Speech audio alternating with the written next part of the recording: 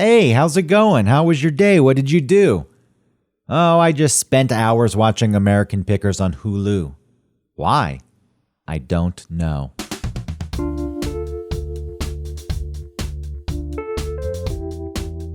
Welcome to One Topic, where we stick to one topic. My name is Greg Russ.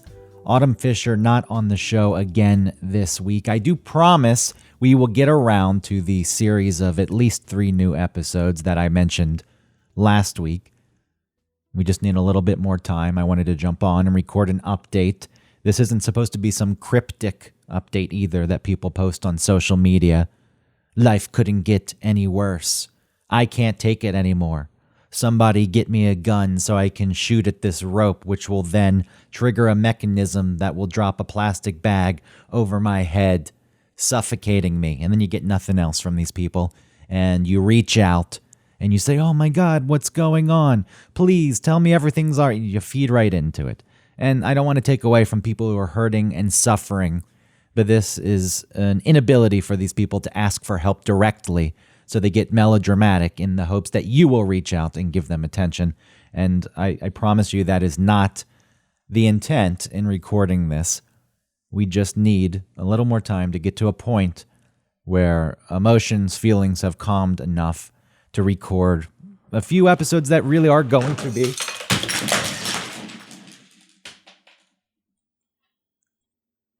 Are you kidding me? Are you fucking kidding me? As if right on cue. I have a ceramic bowl that I keep on top of my bookshelf. In that bowl, there are many items that hold sentimental value to me. And in that bowl, recently Autumn gave me a vintage New York City subway token. It was a birthday present. I put it in this bowl. And out of nowhere, I have some paintings that are kind of propped up against the wall on the bookshelf. These come sliding down. They knock the bowl off the bookshelf. That's what you heard crash. That shattered. Everything in it is now strewn about in my apartment. God knows where these items are, that token included. And these kind of things will drive me insane. I had a girlfriend who gave me a watch once. Getting on to the 6 train here in New York, it was crowded. I was trying to push my way on. The door closed on my hand. I pulled my hand in. It ripped the watch off. I didn't realize the watch was missing until I was already on my way uptown. I had to meet up with a friend. We had a few drinks. I was unable to enjoy any moment I was spending with him because I was obsessing over the loss of this watch. Finished those drinks, and I went back downtown to Union Square, looked at the train tracks exactly where I got on the train. The watch was there on the tracks, and it threw me for a fucking loop. I found a person who worked in the station, told them that I lost an item on the tracks. They said they had to get some people. 3 hours goes by. I'm sitting there. Nobody comes. At some point, I go to Walgreens and get one of those claws that older people use to reach high up items or items low because they can no longer bend over or their bones are too brittle and they're scared to climb up on a stool. I get one of these, I pick up the watch. But previously I was sitting there for a long time, panicked, because the watch is representative of everything going to shit in that relationship. And I know this is strange. I'm not someone who believes in the supernatural. I don't believe in fate. I don't believe that things happen for a reason, but it's strange. I'll tell you this is strange that this comes crashing down right now. This also triggers my OCD. The bowl itself was given to me by a friend. He was in Greece. He brings this thing back, and now that's shattered and that's gone. And whatever items are missing, there's just a feeling of dread, as if this is representative of foreshadowing of bad things to come. You know, someone flips the light switch 6 times because if they don't, somebody they care about will die. It's that kind of feeling that I have right now. And it's unsettling, and I have to try to finish recording this. I know I could stop doing it, but I'm just going to tap in to the emotion that it stirred and finish this, even though the whole time I'm going to be thinking about wrapping this recording so I can crawl around on the ground, sweep up the mess, and look for the items. I don't even have an inventory. I don't know what was in there. Though I probably would realize if something was missing. That's just the way it works. There's a feeling something's off. Where's that eraser that's shaped like a heart? I didn't even think about that thing for months, but I know it was in there. You know, part of me wants to apologize that the show has taken such a heavy turn. I like talking about the lighter topics. I like presenting things that can hopefully distract people from anything shitty going on in their life. Or even if things are good in their life, just take them to a different place where they don't have to think about something so serious for a bit. There's enough of that going on. But the show, it can't be faked or forced. That's never going to work. I suck at that. Autumn is better at it than I am. She could smile her way through something, but you're not going to get the same type of quality if we do such a thing. So this is why shows like this one exist. This is why the next several shows that we record are going to be a bit heavier in nature, but we're going to address real things that are happening in our lives. And as I stated last week, I hope that proves to be beneficial for somebody listening, at least one person who says, you know what? Right now I've got something similar going on. There's a strained relationship in my life. It's something that means something to me, and I don't know how to approach it. Who the fuck knows how to approach anything? That's the thing that you need to first admit to yourself. Nobody knows what the hell they're doing. You're not taught to do this. Quite often you're taught not to feel anything. It's like, just push those emotions aside. Don't feel things. Feeling things is for sissies. But the reality of all of this is we are feeling beings that think. We are not thinking beings that feel. So feelings should come first, and you should take ownership of your fucking feelings. Try not to dump your feelings on other people. But the truth is, when you're yourself, you put yourself out there, you open up to another person, you're trying to forge a genuine relationship. You run the risk of getting hurt. And to pretend that you're above that doesn't exist, that's completely asinine. To pretend you don't have the feelings in the first place, that's not healthy. That's not doing anyone any good. Just feel whatever the fuck it is you're going to feel and try to understand it. And don't avoid it, but don't go to the other extreme and push it on other people and dump it on them and tell them to hold it. And if anything comes out of this recording, I hope it's just me expressing myself. You don't walk away thinking, oh my God, I don't know what to do. I feel like shit now. That's not the intent. I just am presenting this. That's why I want to do these next shows with Autumn. I want to put everything out there and just have it be real. Keeping it real, as some people like to say. It's cliche, and the people that say that are usually people you don't want to know, so hopefully you give me a pass. Again, I know I'm not giving the details of what has gone on with us over the past year and several months. And that's because I would like her to be here for it. Also, I want her input.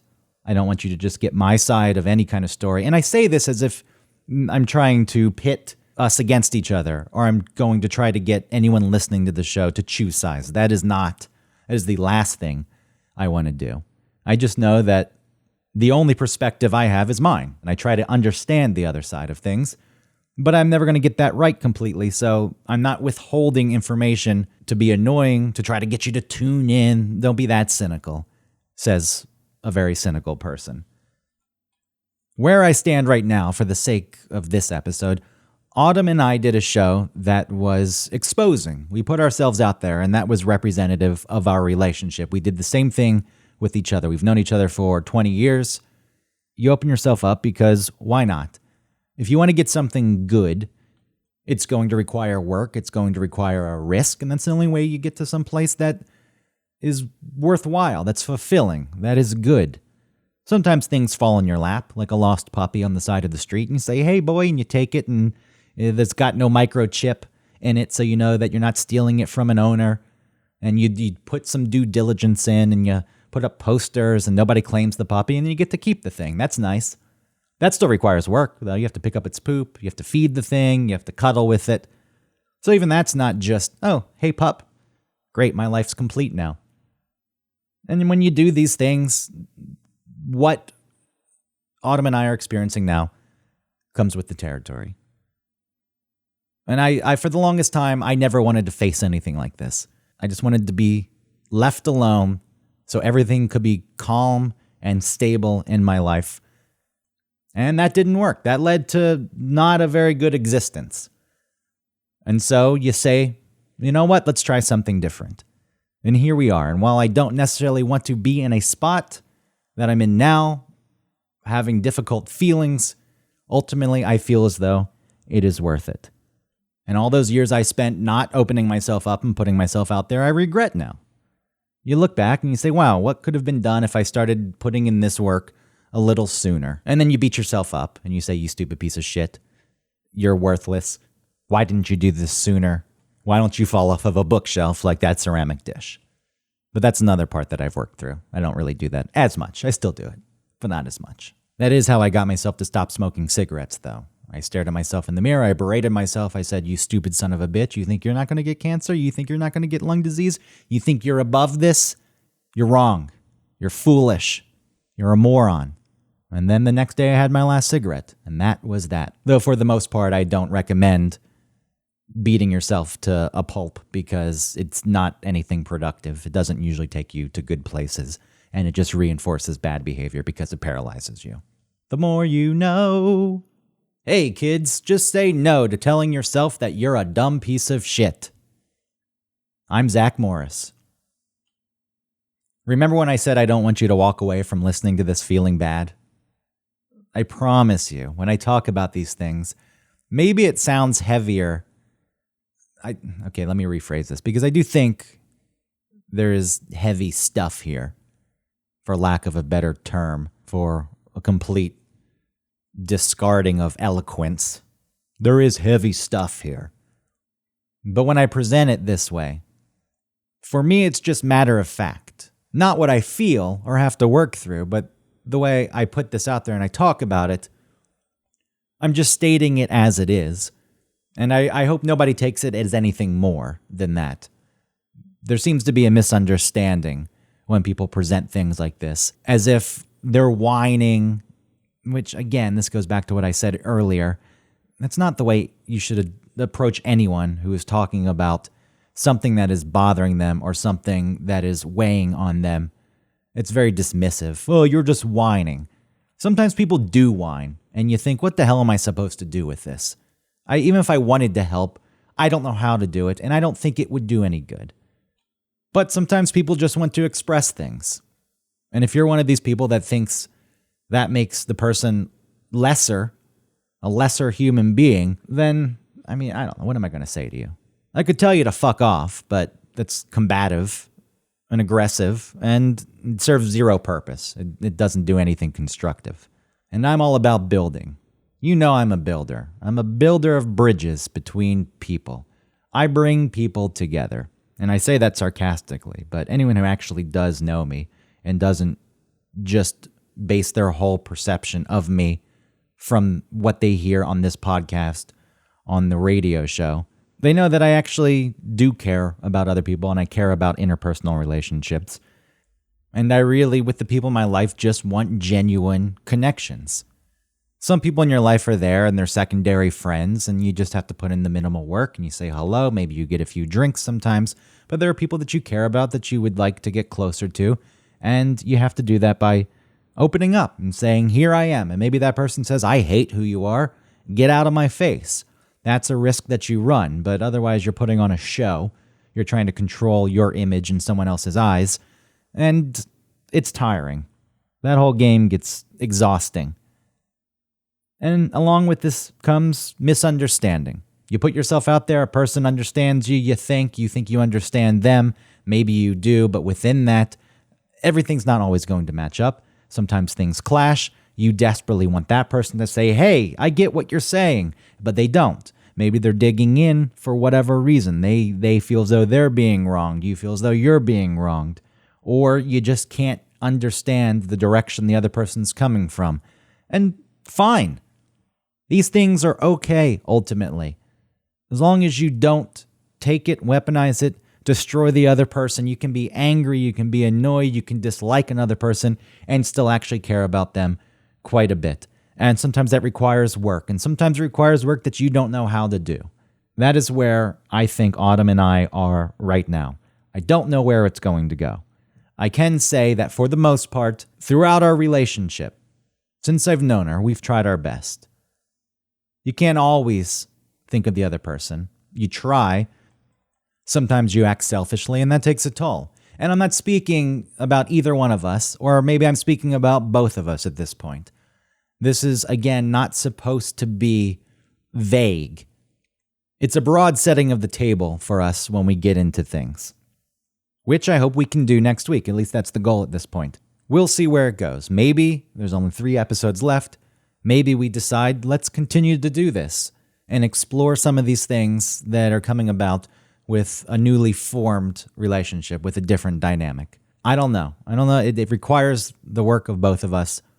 You're going to get to hear some of that work. And it's important that we go through it, even if it turns out we end up not doing any more podcasts, because these are skills that then can be taken to other relationships. And, there are many relationships in my life that are important to me and that I would like to do the best that I can. And I would like to build on what my former best was, so those relationships can reach their full potential and hopefully provide meaning and value to an otherwise cold, dark, lonely existence where people grasp for material possessions and money and prestige and power, all things that don't fucking matter. Thanks for listening to this episode of One Topic. Check out our sponsor, Hoff and Pepper, if you like the hot sauce. Put in the code ONETOPIC15 for 15% off of that delicious Chattanooga-made, handcrafted batch, small hometown cooking hot sauce.